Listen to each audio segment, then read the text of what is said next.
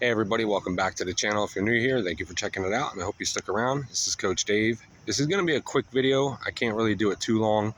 It is a very controversial topic that I don't see hardly anybody, if at all, making a video about, and it's because of how hard it is to talk about. So if you're in a relationship with an avoidant or a narcissist and you are expecting or you have kids together with this person, what do you do when the relationship goes sour at one point or another, whether it's just cheating or if they just abruptly leave or slow fade, whatever form that they choose? So if you are in the unfortunate situation where you have this going on right now, the biggest thing, the most important thing, and remember, I'm not a lawyer, I'm not a counselor, I'm not the family court, put the kids first. Think about the kids first. And this goes down several different rabbit holes, okay? Because you don't want to have your kids grow up in a broken home. But you also don't want to have your kids grow up in a home where they're seeing you either mentally or physically abused, or one parent stepping out and entertaining others or bringing people back to your home. You don't want to have the revolving door of somebody going out and cheating and coming back and circling back all the time. That is not good for the kids to see, because they're going to grow up and be the same way. They're going to think that's normal. They're going to wonder why. And they might not even say anything, but kids know. They just sense it and they know something's off. So if one parent decides to step out and they're going to entertain others, they're going to cheat, or they might go start a relationship with somebody else, think about the kids and what that's going to do to them. That's going to be more detrimental to them to stay having a family in a home like that that's broken so bad than it would be to not have that parent be around the other. It is a hard topic. It's a hard decision. I'm not telling you what to do. That's just my experience, what I would do. If this person is going to actually step out and do the work and try to heal, and they're actually going to show up, maybe there's family counseling, whatever they have to go through, then they should be okay with you setting the boundary on when they can come back. And that might mean that you guys have supervised visits. That might mean that you meet somewhere else.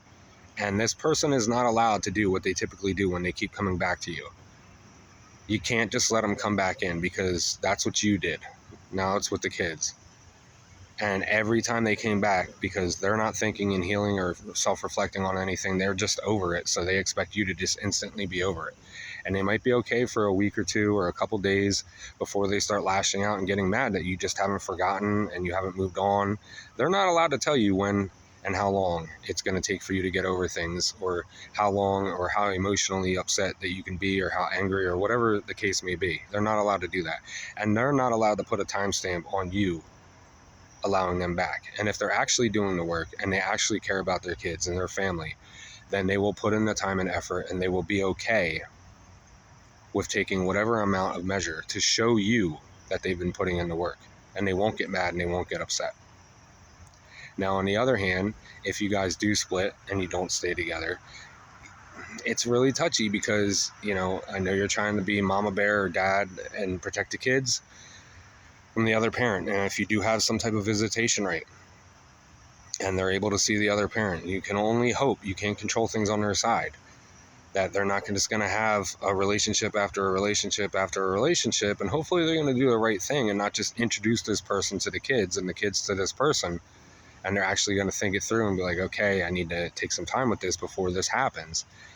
But typically they just want to shove them right into it. And then that happens, and then the relationship ends, and you got your kids attached to people that they no longer see, and they just come and go. And that's not healthy either.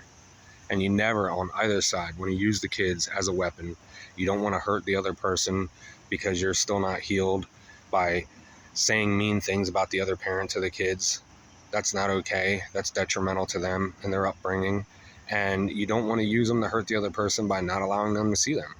As long as they're not in any physical or emotional or mental damage that could happen, there's no need to do that. Now, if it comes to a point where you're just going to be blindsided because you always allowed this person back and you just believe the lies and the fallacy, they're just going to be doing it to you again and to your kids. And that's not healthy. And I know it sucks, because You don't want your kids to grow up in a broken home, but you also don't want your kids learning these behaviors and growing up and being the same way. And if these narcissists, or if these avoidants or toxic or emotionally unavailable people can't step outside and, have done anything for you, let alone themselves, and then look at their kids and say, God, I don't want them to grow up like I did. I don't want them to end up like me. I have to make a change. I have to stop this, because they're just going to be creating themselves in a mini version. You got to take all this stuff into account. All this stuff plays a role. And I think this is why a lot of people don't talk about this, but I wanted to address it. Always put the kids first. Don't do it from an emotional place of hurt because of what happened or what this person put you through. But if you see it happening, or you think it's going to happen to your kids, that's when you step up and do something. I'm not a lawyer. I'm not a family court. I'm not anything like that. I'm not telling you what to do. But if I had to say something to do that I would highly suggest, it's always put the kids first. Don't just think because you have a family together and kids together that this is going to work out and they're going to change. Because there's still a high probability that it won't. I hope to God for you and your kids' sake that it does. But I wanted to make this video just for clarification, because there is a lot of people that go through this, or they have this type of parent. And hopefully you can co-parent if you guys don't stay together. And if it's something that is mentally on your end and they're great with the kids, don't get upset about that and let them shine with the kids. If they're not doing anything wrong and they're showing up in all the ways, don't get jealous of that they can do that for them and not you. And if it's too much for you, then keep it solely about the kids. When you guys talk, when you guys meet, whatever it is, keep it about the kids. Don't allow this person to have access to you, because they will just manipulate and weasel their way back in, using that whole blindside effect that, hey, we have a family, I want to make this work. And if they're never going to do that, it's going to be the same cycle. So if they are showing up for the kid, let them show up for the kid. And you just keep it about that. You only talk about that. You focus on that. And everything else, they don't have access to. You have the control and power about that. So I hope this puts some mental clarity out there and help some people if they're going through it, or have gone through it, or potentially end up going through it. It is a vicious cycle. If anybody has any questions, comments, concerns, outbursts, you want to email me, you want to drop something that you want me to do a video about, feel free to reach out or put it in the comments below. Thank you guys so much for all the likes, the shares, the subscriptions, comments, whether they're good or bad. Thank you guys, and I'll catch you in the next one.